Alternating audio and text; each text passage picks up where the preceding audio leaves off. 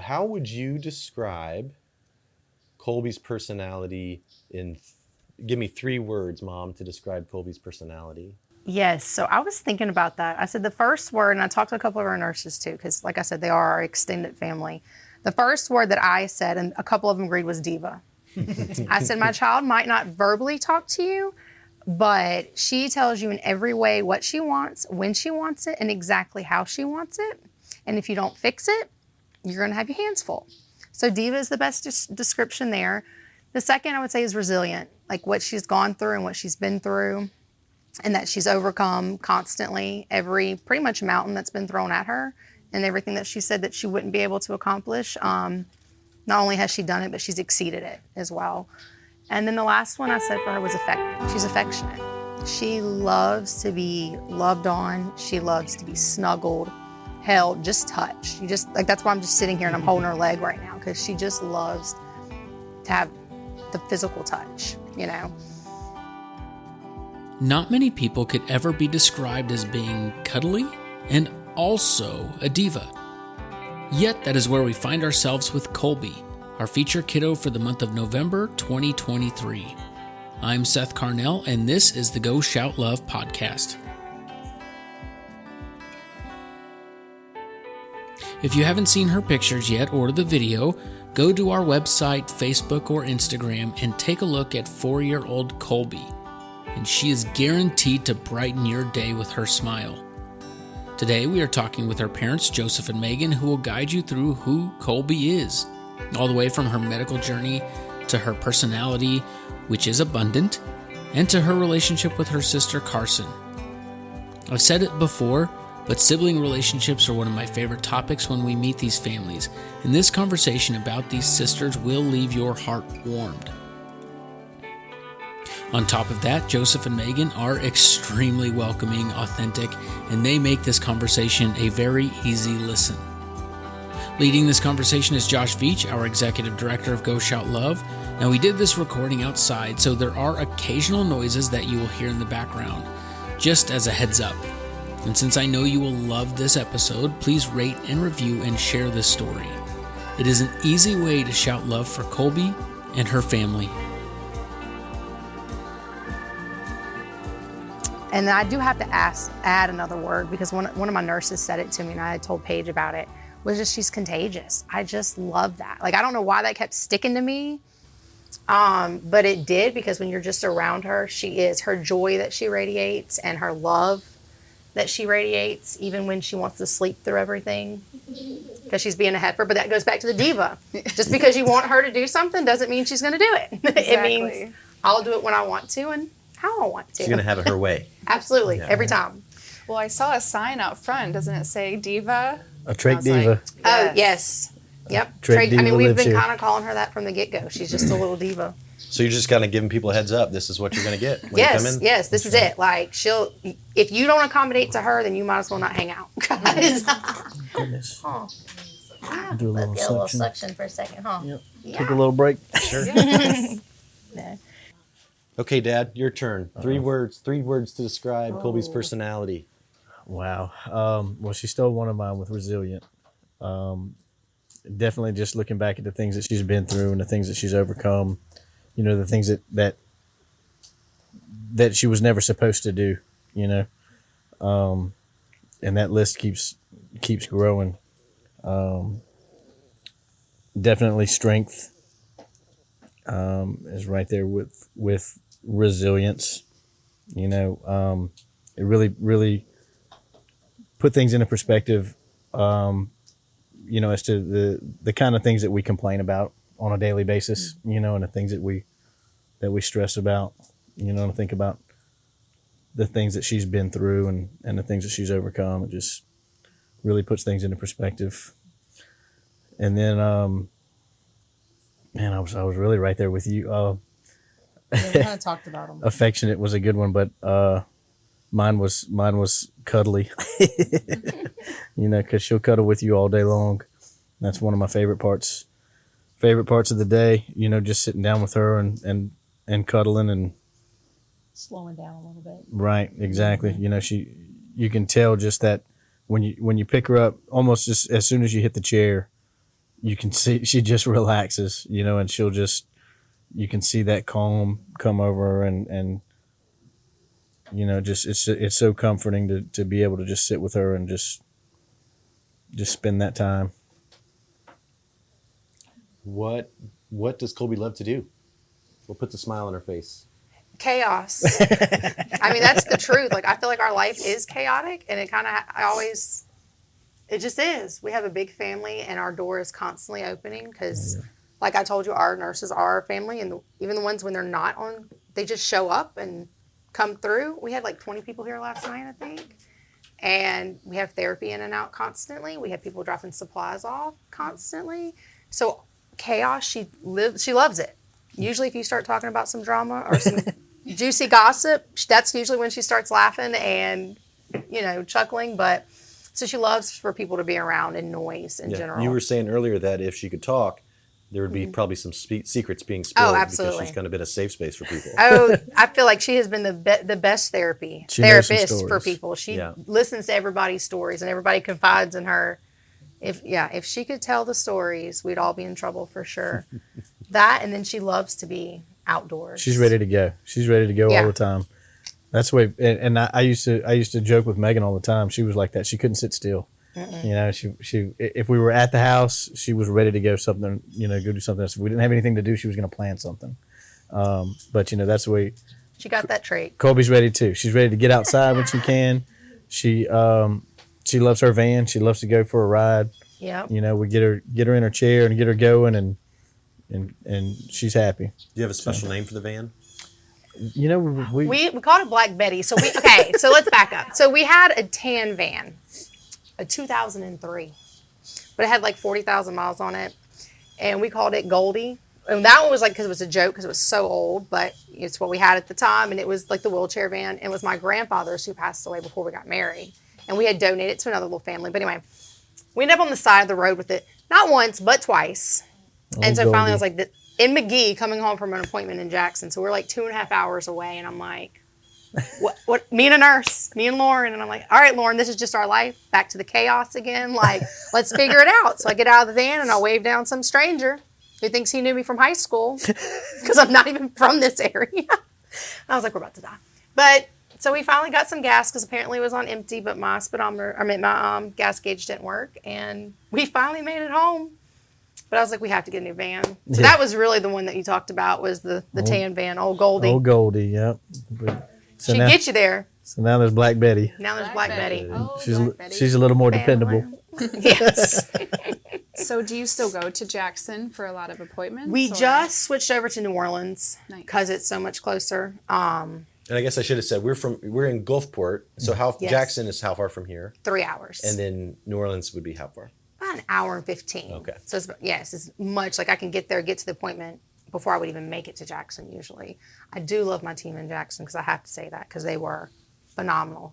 There were tears shed when I left that complex team. They just know your kid, Yeah. And every time you have to start over, and it's like taking a book you wrote and throwing it out and rewriting it all over again after you spent all that time writing it. Anytime you switch a doctor or you switch anything. So, because like I told you, she doesn't follow any book. We have to write our own book. So when you have written that book, very detailed, and then you decide to go to something else, it's a lot. Yeah. Well, let's get into her medical side a little bit. So I think you said Colby's 4.5. Mm-hmm. And so take us back to her birth and kind of what that was like and how her journey started. So we'll do the short version of it for you, because your flight's at 12. But so I had a normal pregnancy. She did end up in the NICU when I delivered, just for low-level oxygen, and we were going home on day 4, and she had her first, what they called seizure, but what we found out was apnea spells, because she would stop breathing. So we did a MRI on day 4, and she found out she didn't have a corpus callosum. So she had ACC, which could be extremely broad to a typical IEP in a classroom setting, or it could be to severe disability, which we didn't know. And then that's when I was introduced to the Welcome to Holland poem. Right. That we were told about, because I absolutely love that poem. My dad gave it to me right after like day 5 or 6, and he was like, "We'll figure it out, Megan, either way." And he's a man of few words. But We were at the hospital, at our local hospital, till April 4th, and she was born on March 14th. And then we were airlifted to UMC because she was having these spells and ended up getting intubated and couldn't get extubated. And actually, I had an angel walk up to me at that hospital and whispered, "We've done everything we can. You need to ask to get airlifted out." And I mean, because as parents, I've never even had any experience in a NICU, so I'm thinking we were where we're supposed to be. Right. I mean, I didn't even know there were different levels of a Sure. NICU at that point in my life.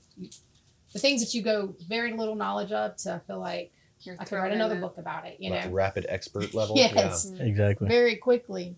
So we got airlifted, and she left, which we weren't allowed to ride with her. So we had to drive to pack bags, first of all. And we actually chose Jackson because my brother lives local there. And I was thinking, we might stay there a week or two. So we might need to just stay there. We spent 223 days at UMC. And it went from one extreme to the next. We started genetic testing, and we did the general one, and everything came back negative. Obviously, we knew there was something. We didn't know what. So then we went to a couple other more specific genetic mitochondrial disorders, and those came back negative. So they actually had a research, right? A research happened going on there. And we went as a whole family and did a genome sequence. And we were still told we might not even know. So she has Combined D2-L2 HGA. You want to go ahead and pronounce Which is that? hydroxyglutaric aciduria, Yes. which yes. is I used to spit it out. a word that I learned very quickly. Yeah. I don't have to say these things anymore like I used to. Right. That first year, I feel like I could have taught a whole genetics course, but I've actually been able to be mom a little bit more. But she got her G-tube April 29th. We got her diagnosis in June. And then we had to make the decision of whether we wanted to do a trach or not. And that was probably one of the hardest decisions, really, to me. Right. What do you mean? I can remember when they looked at me and told me I was going to be changing a trait. And I looked at them and said, I don't know what you're talking about. Like, I can't do that. I don't even know what a trach was. You know, and obviously you hear or see a trach, it's very intimidating. I can change a trach with my eyes closed now. So I'm just like, okay, let's do it. But So with her disorder, it was more of a neurological. She breathed fine on her own under normal conditions, but with her spells, as they called them, she would anything could set her off. She didn't like to be hot. If she had a dirty diaper, anything, it was almost like she didn't know how to handle that. She didn't know how to cry, and she would tense up and almost just shut down. But she would stop breathing, and we would have to, our nurses or we would bag her. Give her a few breaths, and calm her down, you know, and she would come out of her spells. So at that point, she wasn't on oxygen. So she's still not on oxygen. No, But I mean, she it's did there, not though. have her At trach. that point, Right. But they weren't even running. But you would have to just start pumping for So her. yeah, Right, so we we went have through a- all of it. We had Yeah. some oxygen at one point. We had BiPAP at one point. We had different things, and then she'd be completely off because that was our goal to go. Because I kept saying, "How do we get home?" They said Right. 2 weeks with no spells, and I'm like, "Okay." Well, we made it like 13 days, and I'm like, Yeah. And then I mean, like 6 spells in one day. Yeah. And my Gut mom, punch. I told you, like she retired and stayed with me the whole time because one of us had to physically work. And it's like we were there. It was our job. We got there at 8 and we left at 4:00 for quiet hour every day.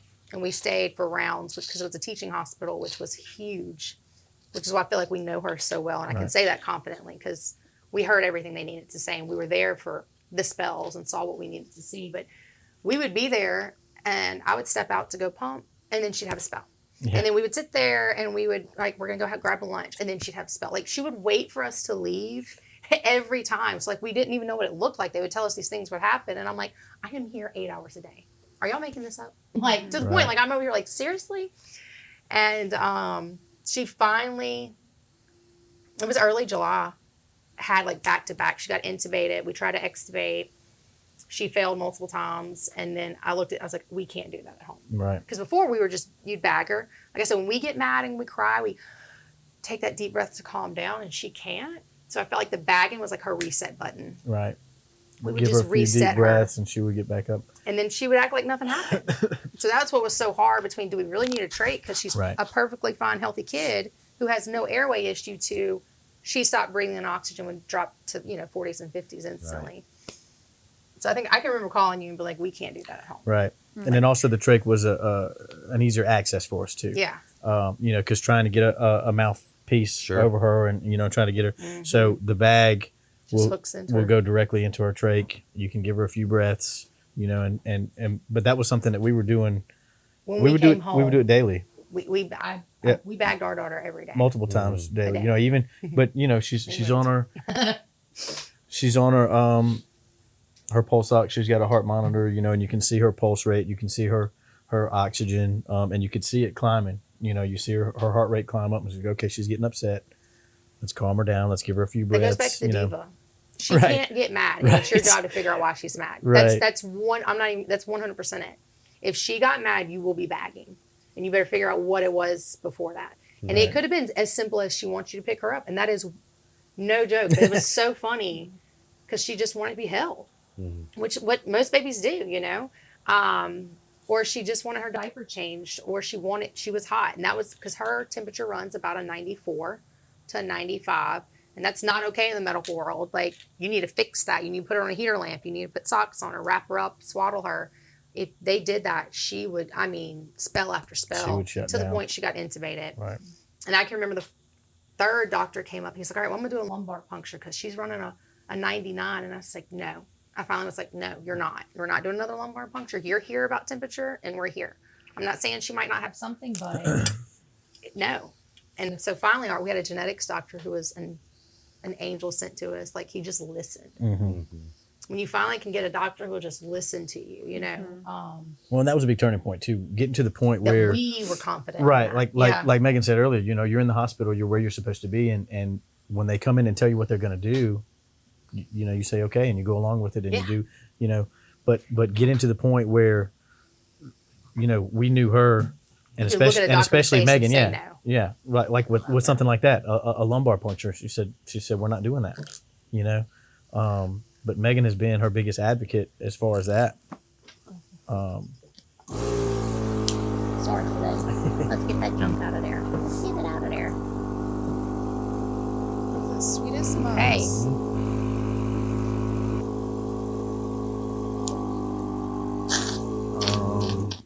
You got a knife on you, Dad? I do, so I can get to it. Bubba's got some scissors. You know where they are, Bubba? You got it? They're in my. Thanks, love.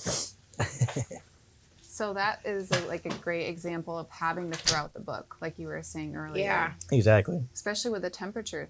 Like if Yes, that was a huge one. I feel like once, because it was really me and Mom, like I said, because we were there every day. Once we figured that out, it was a game changer. Like, I feel like a lot of the spells did kind of stop happening. And I'm not saying stop. They decreased the Right. spells. And then we could actually get to a point that we were focused on something else other than just spells. Like, I had a child who laid in the bed. Like, we're trying to get therapy started. We're trying to get, just different things. I was just trying to get home. You tell me what I need to do to get home. Right. Like, that was our biggest thing. And when you said a minute ago, like, you wanted the world to see her or introduce her to the world, like, that was my biggest thing. This part will make me tear up. It was for people just to know my kid. Other than just a hospital setting, and to Right. know that she was so much more than just laying in that bed. And that's I don't want ever her life to be a sad story. I don't Right. want it to be this child spent 200 days. I mean, yeah, that's her story. It's her journey, but like, God, it's so much more than that, It's like, that was my biggest thing in the hospital. I just kept saying, I just want to get her home. Right. I just want the that was family to the come thing. meet her. I want to have back porch parties, was my exact words. We want a 2-step on the back porch. Just setting goals. Yeah, Yeah. so I made a bucket list when we were in the hospital, actually. And the only thing we didn't cross off the bucket list so far was Kylie's game, because Kylie's out of high school now, but she had volleyball games. Yep. But you're not allowed to take her to the beach. She has a trach. Well, we've been to the beach. Her in-line even fell into the sand on accident. But, just doing it. We went on family vacations. Just getting home. She'd never physically been outside. Yeah. That was Right. our first one. To Right. go outside and feel the wind and feel the sun on you, which she will sunburn instantly. But that was the first thing on our bucket list, And so like when you said that a minute ago, that was huge, because that is. It's like every parent's goal, when you're dealing with something that's so complex, I guess. You just want them to see something other than just the journey. Like, it is more than that, Yep. You want her to be known beyond the complexities. Yes, Exactly. yes, for Exactly. sure. Yeah. So we were back to the genome sequencing. So there's Yeah. a mutation that both of us are carriers of, which is rare in itself, I guess. For you to be a carrier is extremely, extremely rare. And then for us to get together, is even rare. And then We still don't have it. the odds of our children, there's a 25% chance of our children having her disorder. So, we could have had 8 kids and never even known that we were a carrier of this gene. Do you know what the actual the statistical odds of that are for each of you? Gosh. I don't know. No. I know Because like that I told you, she's one of 2 in the United States. in one of 12 cases at the time, right? Yeah. One of 12 in the world. in the I haven't world been at the told time. otherwise. But Yeah, no. so, I mean, you guys are kind of. I mean, have you we're ever pretty told her much that like- she won the lottery with I you? know, Right, just that's saying, what pretty I'm much have won the just- lottery. just You know what I lucky, I mean? guess. That's Right. good. That's some good genes right there. You That's know. right. But so someone asked me before, like they asked about the genetic testing for pregnancy, which it wasn't even shown that in the beginning Right, if I was pregnant, right. but it wouldn't change the outcome. And so then we started one of the medications, sodium citrate, and this was very early on, and I was naive. I didn't know any better yet, but talking about her cells would be able to reproduce because that's the thing, they can't function normally like ours. So I was under the impression I could take that maybe when I was pregnant if we were to have a third one, because I used to want 6 children at one point. Yeah, he was like, you chose that. And then the girls just kept coming. I was like, I just, 6 girls. But I had a doctor come up to me and they're like, well, you can still have children. We'll just take the cells and we'll test them on. If they have one, we'll just discard it. I was like, so basically you're telling me, like, I don't know, it was just very offensive, like my child's sitting right here. That's a no for And me. you're saying discard. Yeah, my you're telling me child. to discard Right. her, the one that's laying right next to me because she has what you consider not perfect, so that's Yeah. a hard no, Yeah. But it's just, a lot of people have asked, like, would you have wanted to know beforehand? And I think the answer is no, because I mean, and it wouldn't have changed anything. it wouldn't have changed anything, but made you worry or wonder what it could be, or, there's no way to prepare what we've been through. Right. And you said total days in the ICU or the NICU were 200 and what? 23. 223. And how far, at what point did you get the diagnosis? She was born in March. We got it, I think it was the end of June. Yeah. It's like 4 months. It was actually it's pretty quick, seeing the fact they did a whole genome Right. sequence to figure that out. So Right. just beyond mid stay in Mm-hmm. your NICU stay. And obviously you just said that one of 2 in the United States, one of 12 in the world at the time. Yeah. So basically when you got that diagnosis, I'm assuming that really meant nothing because Yeah. what do you know about that thing? Exactly. And I exactly. did. So I went home that night and did my research, and I don't mean Wikipedia research. Like, I got on a medical base. There was very little information. 2 articles. Like, Right. I had my 2 articles in the very next day, with a neonatal doctor who I still love. We're friends on Facebook now. But I was like, okay, this is what I have, because the genetics doctor had not made it in yet. And I'm like, so is this what you have? And he's like, we haven't made it that far yet. Right. And I can remember the residents came back and he's like, you got us in trouble. Like, we were all joking, we joke a lot, but he's like, you got us in trouble. He's like, you've done more homework than we have. And he's told us that we better step our game up. And I'm like, well, then get on it. Like, but so when he came back, he's like, that's literally the only 2 articles that we found are the same ones you found. But I told Paige they've written one with Colby in it. So Colby and the little boy in Pennsylvania now, he has sent me, I don't think it's been published yet. I'm not 100% sure. I told her genetics doctor moved to London. But he sent me the article. And so, like, you have participant A or B. They don't use the names. And that's Colby. Like, it's him and it's her and the other little boy. So they are teaching everybody when it comes to the whole diagnosis. We were told 6 months. Like, because she is the severe. Because if you actually Google it, it has different levels. You could be just D2 or L2 or combined D2-L2, which is what she has. And her and the other little boy have exactly the same mutation, but Colby's second mutation is different, and they've actually never seen that mutation. And he told me that he believes it was more severe than even what the other child had. So, we were told 6 months, Yeah, and that's we when really- you'd expect it. We really didn't know what to expect, Yeah. ever. And we didn't know if we'd make it home from the hospital. Oh, yeah. We didn't know if we were just coming home just to say that we made it Say home. that we made it home. We didn't know. And she's come so far. It's unbelievable. Just to, Knock on wood. Right, it's Because this just heifer, you can't say things like that. I can't say the last time we had a bagger. right. Like, I don't even know when that stopped all of a sudden. It was just like all of a sudden, like, she just, I don't know. Yeah. She's like, hey, I'll stop acting like that now. I think, honestly, she got older. Right. You know what I mean? Like, so her brain wasn't developed enough. She's starting to have these things called infantile spasms now, where I went to her neurologist, and he's like, Megan, this is what should happen at 3 months or 6 months. He goes, and I don't think her brain was developed enough to have it. And it's just now to the point in the last year, like when she gets into deep sleep, she wakes up, she has these spasms. And he's like, her brain's developed more that she can have them. He goes, there's no rhyme to reason why she should even be having them. But the fact that your kid's having spasms is a good thing. Yeah, it's a development. Yeah, right. it's a development. So for her. normally that's something that can cause brain damage or can cause some severe side effects. But yeah, we looked at it as she's at the point where she can have have those spasms. It was just So she's perspective. seriously just saying, I'm going to do this on my time. Exactly. Give me the space. Exactly. And we have a set of doctors now. Well, her neurologist and her pediatrician so her pediatrician has cerebral palsy himself and has been told he had to leave the United States to go get his doctorate degree because they wouldn't let him get it because he had cerebral palsy. He does home visits for children like her and Colby, and other children around here. And he is amazing.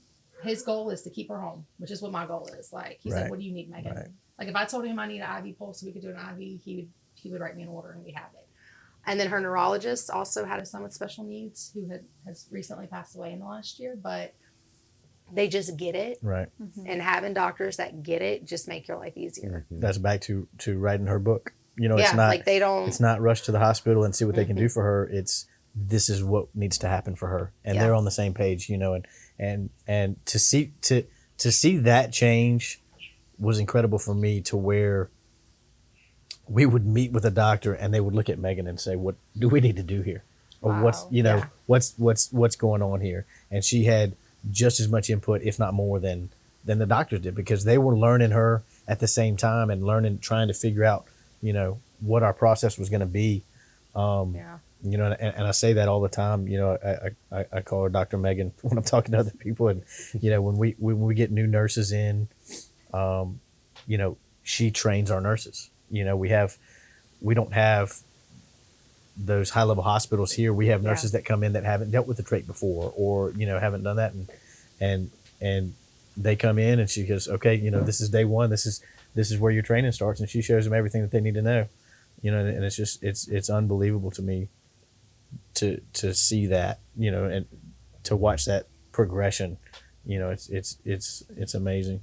That's really refreshing to hear, because we hear a lot of families talk about having to trust your gut and push back and things like that.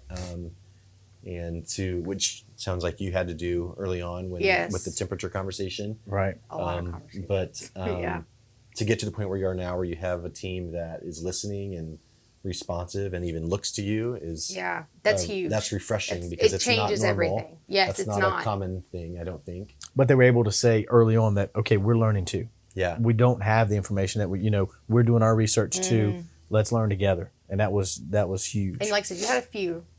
I had one tell me like it was time for us to get discharged, and she had a spell, and they're like, well, I can't send you home. I can't send you home with a child that doesn't breathe. I said, well, then you'll never send me home. Right. That's what my child does. That was our daily This life. is what we do every day, and you'll never send me home if you keep that. Right. And finally, the NP, she's like, I'm gonna agree with Mom. Like, she's ready. There's nothing else we can do for her. Right. They can't do it home. Right. And the doctor obviously got her little panties in a wad, but so yes, it is that. Like, and I mean, it all of it, insurance, supplies. I mean, I could go right on and on about that one. Like, it's a fight weekly, if not daily still. But you're having to be the go-to person in between, which is why I do stay home now, and I'm just her little secretary for all the things. That's So you're Diva the doctor. administrator. Diva administrator. I do like that title a little bit better. That's right. So you said originally she was given 6 months, and she's 4.5. Right. Yes. So she's lived multiple of her original lifespan expectancy. That's right. Outside of that, you referenced earlier, talking about her resilience, the mountains that she's overcome that was told. What else would you put in that category that she's just kind of looked at what restrictions were put in front of her? And she goes to school now. She has her own school. We go to the children's center, and she has classmates. She has a first day school picture just like everybody else. Right. I mean, her own way. She told me she loved me. She had a Switch, and she hit the little Switch toy. So, right. We're just moved so much. Like, the picture of her, I'll have to send you that too, of her in the classroom with little classmates. We only go twice a month, but still, like, her name's on the door, just like all the other kids' names. Like, it's just, That's very. She has a bumper car that she drove. Yeah, she does. We have that little bumper car that she drives around. You know, the vacation was a huge one for us. Right. She went camping. We went camping, and that was a lot of Yes. planning. Yes. A lot. But we're going to Smith Lake this year in Alabama. So we've done the camping thing. It was 45 minutes. I could also hit I-10 straight to New Orleans or UMC. Okay. So you have to have the game plan. So we're going outside of Birmingham. They have a huge children's hospital too. Right. So we're going to do that in June. But we came home. Yeah. You come home with a newborn and you're already on edge, I guess. But coming home with her, it was like keep her in a bubble. What are we going to do? Hit. Right. What are we going to do? And it was don't touch her, don't get close to her, don't get, it was her, she had her space and I mean, anytime, family would come over, you worry about you worry about all the kids, all her cousins. Is anybody, everybody's, or you got to keep everybody away from her. I remember having people at the house and we blocked it off. We had chairs, for her space and nobody went in with, and then just last night we were here for Carson's birthday and all the kids were running around and she was in her chair and just right in the middle of in the middle of all of it. Mm-hmm. And it's such a huge difference from where we started to where we are now. Yes. It's amazing. The first time at the old house, we walked outside and we had to bag her back in because she was so mad. Yeah, we said, let's try it. We'll Let's take just her go outside. We were so excited. And it was hot. It was May. We were crazy. We went outside for about Literally 20 seconds. I was going to say 30. And she was so mad. We had to bag her all the way back in. And now we live outside. Yep. Mm-hmm. Yep. So it is the small things for sure. I can remember our first family walk. I think it took us an hour to get ready. Oh yeah, her first To put stuff in wheelchair, a and we wheelchair. had to strap her all in, and It seriously took us an hour to get everything in. and we walked around the circle for 10 minutes. I was like, we have to go back in. And you called it a win, I would assume. Yeah, we Right. did. We Yeah. were Yep. excited. And this year she walked 10K. We did a 10K Oh this my year. gosh, that's sure awesome. did. Yep. Incredible. Joe ran a half marathon for the Children's Center. It was a big fundraiser. Yep. And we had probably 40 people total. I don't know how many nurses we had and family members. And then, We did a 10K with her. She rocked it.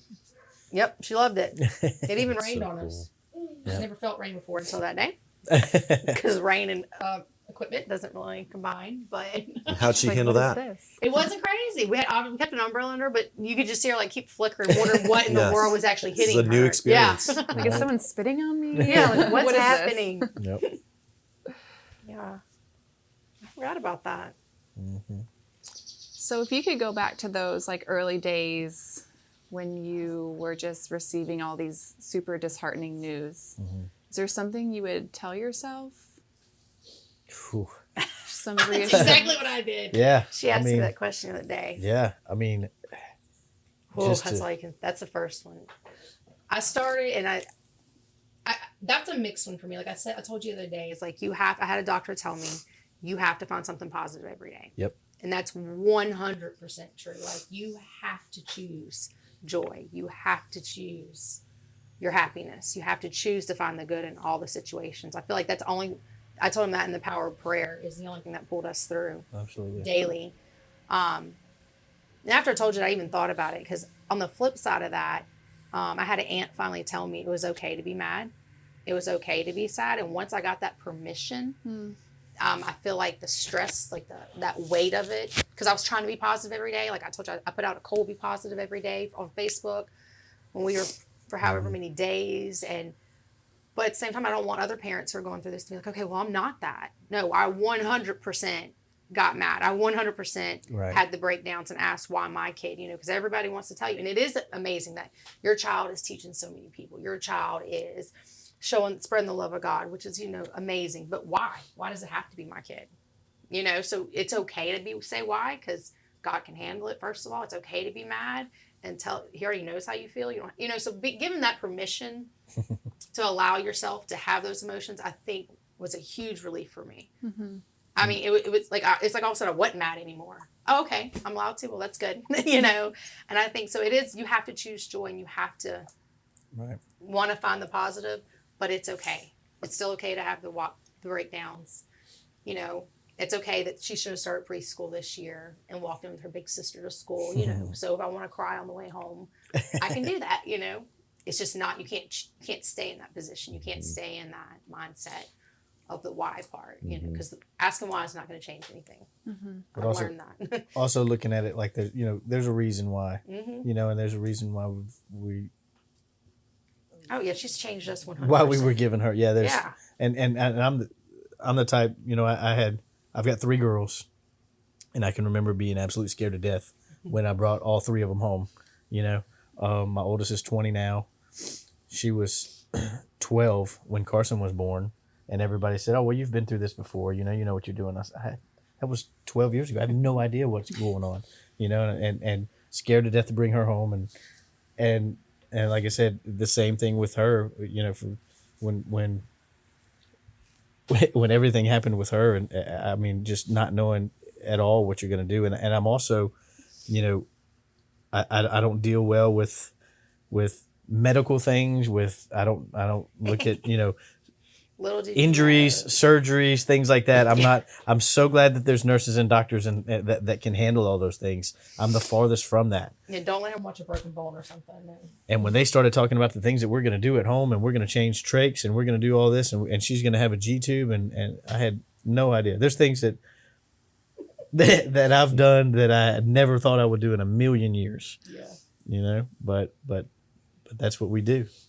Yeah. You know,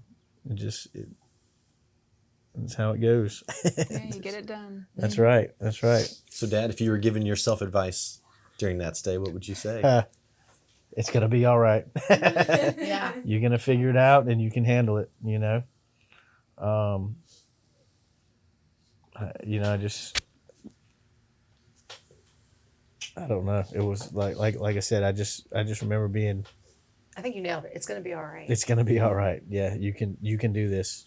You know, and my grandmother, we would go visit my grandmother, and she would just sit and she would just smile and watch Colby, but she would tell me every time, you know, y'all are doing so great with her, you know, and there's a reason why, you know, she was given to y'all, and that meant so much. But. You mentioned how, oh, excuse me, how Colby's changed you. How would you say that you've seen your wife? How is your wife still the same woman you married and is different Wow. because of your journey with Colby? Wow.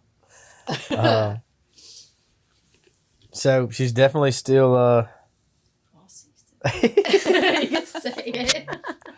she's still the same. She's still the same, you know, independent, strong, opinionated, you know. But I think I wouldn't say settled her down, but Loaded. slowed it down. Like I said before, if we had downtime, we were doing something, you know. We'd say, oh, well, we don't have anything to do this weekend. And by the time that sentence got out of my mouth, she'd have something. Well, we can do this, or we can do this. You know, she was ready to go all the time. It slowed it down, but in a good way. You know, she was teaching, and made the decision to stay at home and basically take on a new career.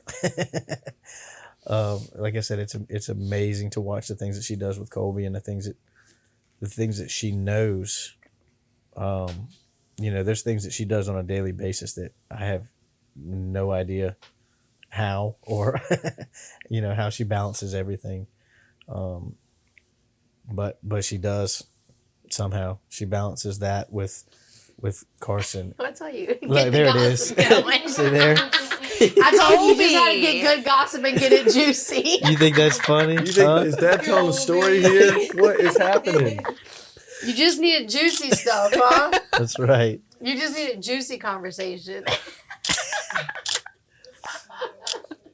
Okay. Like, I got you. I'm quick with it, girl. She had it ready. She didn't turn it off. She did. I was like, She my phone tricked died, you. but not my camera. She tricked you. Yes, she did. That's great. But you know, she's always been that. She's always been motivated. She's always had that drive, and you know, everything is just a purpose for her.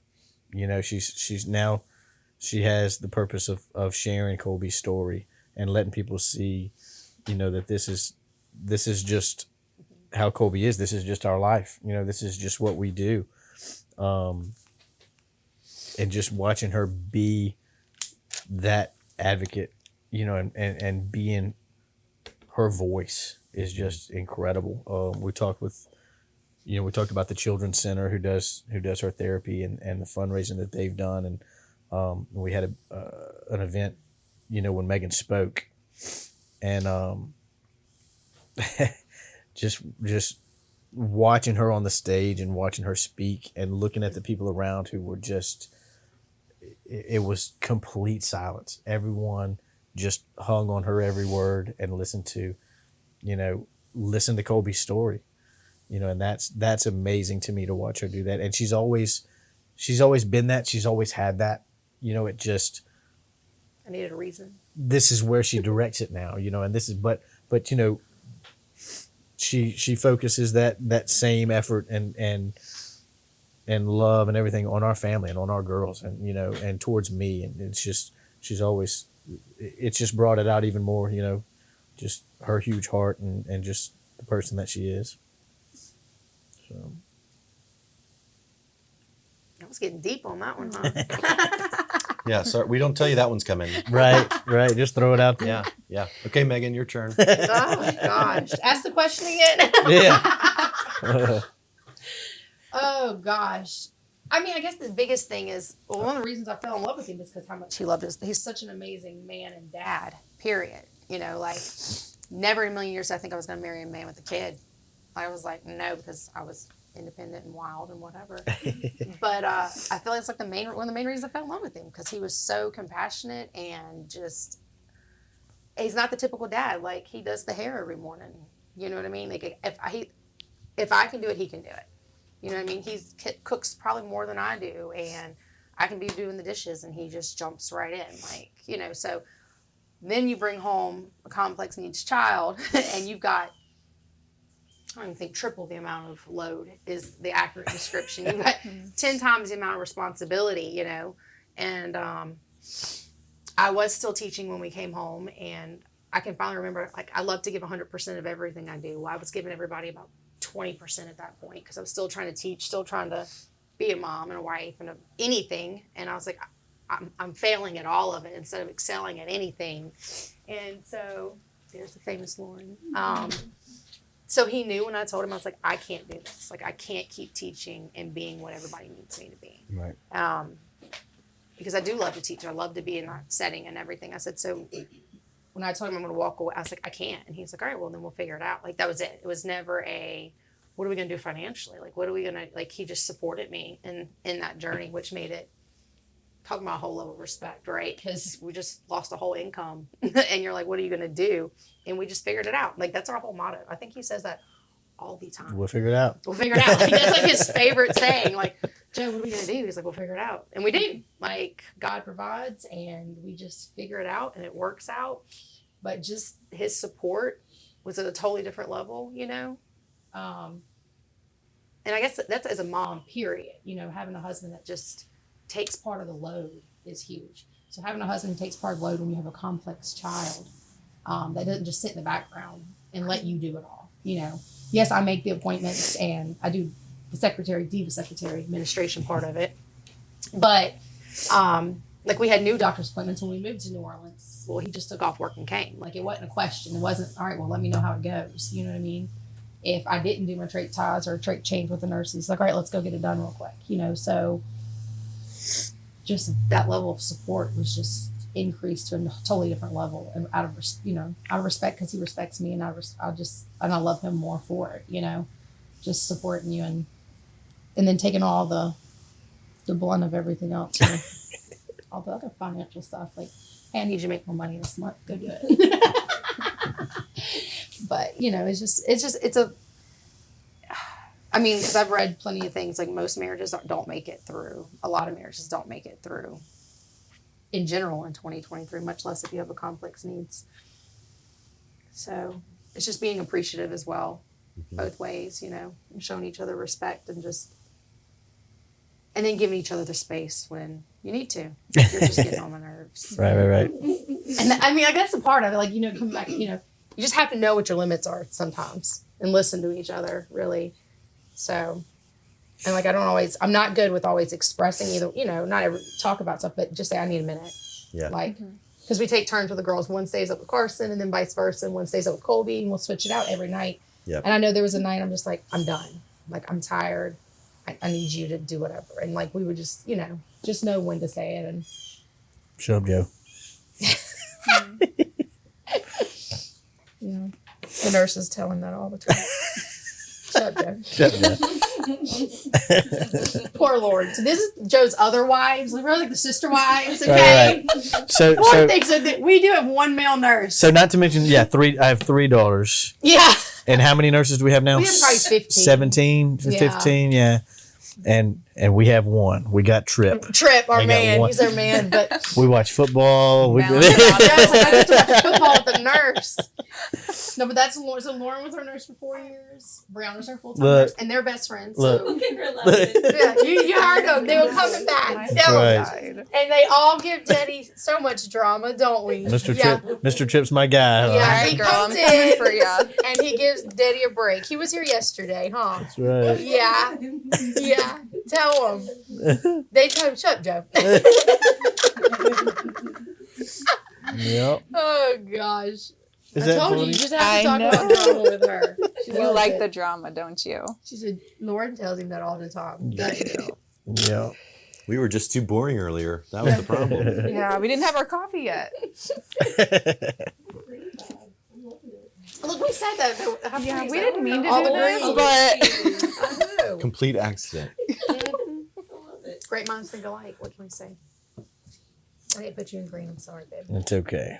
We are close to wrapping up, but I don't think we can wrap up without talking about the special relationship that Colby and Carson have. So, Mom, how would you Oh, describe my the goodness. relationship between these two?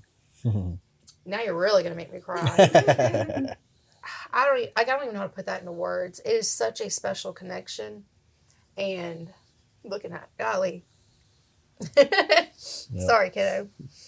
I mean, as soon as Carson comes home, this one lights up, and she knows her sister's voice. But what these special needs kids teach their siblings is just unreal.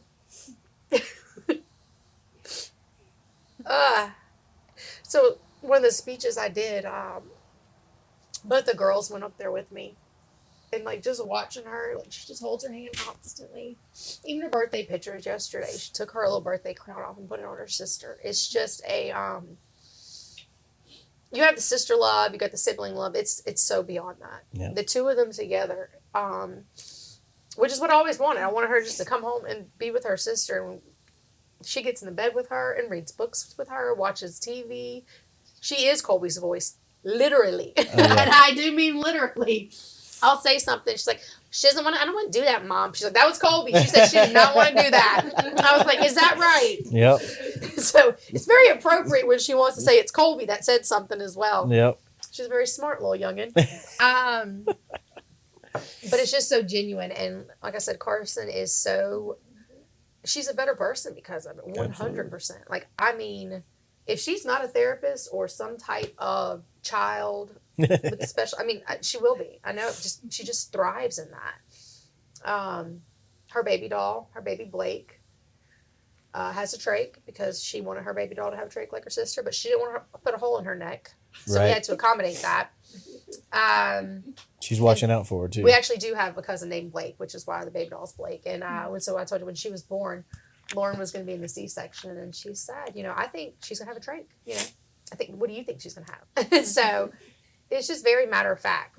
We are very matter of fact. We've told her that from the get-go. Like, Colby's got a G-tube, and then like she's asked me the questions, will she ever walk? I said she will not walk, but we will always be her legs. We will push her wherever she needs to go. And we put her in that pea pod, and she has rollerbladed with her. And, she knows she won't talk, but we are her voice if we're any, so their connection is, I don't even know the word for it to describe it. It's such a blessing to watch them together. It is. I love it. It is. she'll call you out quick too if you didn't wash your hands or if you're. If you come in and you go to touch Colby, she's That's like, right. you didn't wash your hands. That's right. There's hand sanitizer right there. Yep. There you go. So it's She's looking good out stuff. for her little sister. and she's extremely proud of Colby and anything. We're gonna take Colby. She wants to know, and if we're not taking, she's like, well, why aren't we? And I'm like, well, there's 1,000 people there or something, you know. But I forgot. We went to that fall festival last year, and Colby rode the horse with you. Yep. Yep, she rode a horse with her. So she's done all kind of things. They do everything together. Yep. She always wants Colby to go and to be a part of it and to be there, you know. So She's got a best friend for life in Absolutely. in her sister, hasn't she? That's right. oh yeah, What a gift. Colby can tell So, all kind of Carson, stories. Ooh. if you could tell the world some things about your sister, what would you share? She's the best sister.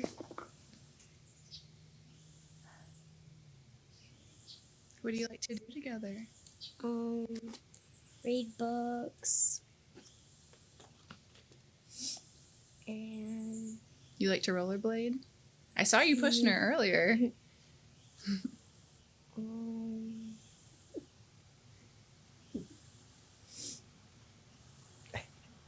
Y'all watch movies together?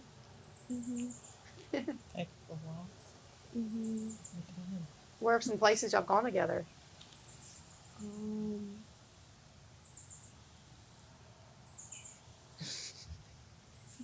the park.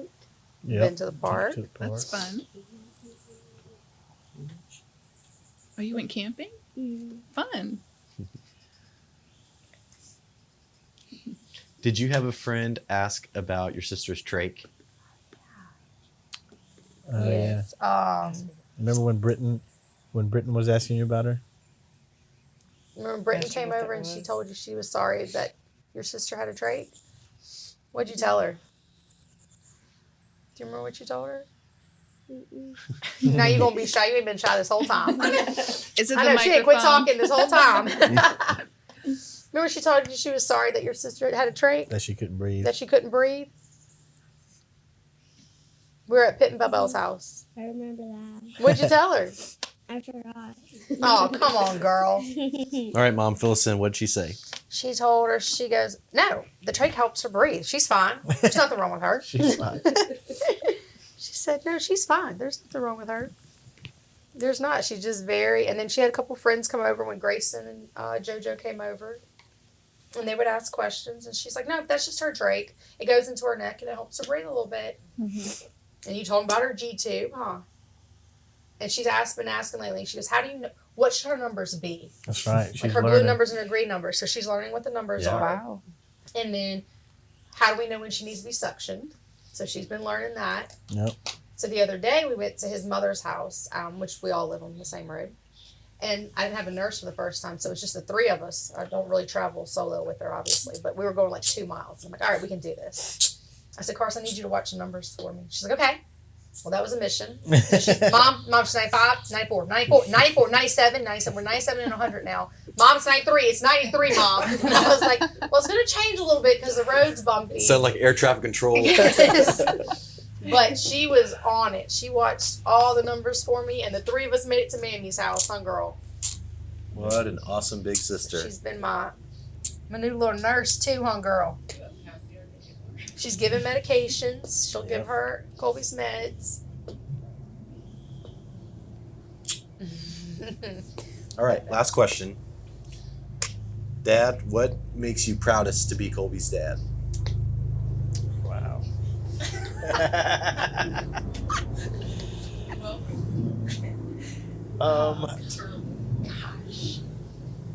Just to watch, just to see her change.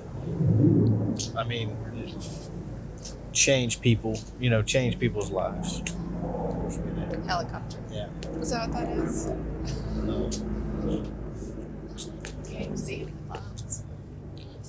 Did you arrange for that to give you an extra minute? Yeah, I know, I was right? thinking a little bit. But no, Gosh, just timing, what'd I just tell ya? just to watch that, just to watch the lives that she's Yeah. touched. You know, starting with ours. You know, like I said, I've done things that I've never thought I've done before, but you know, we've met people that that we would have never met, and there's people that are part of our family now. I'm trying to be serious. She gives you a break. Every time you get a serious question, she laughs. Yeah. We have that. You're great. Oh my gosh. You're great, kid. You're such a little baby.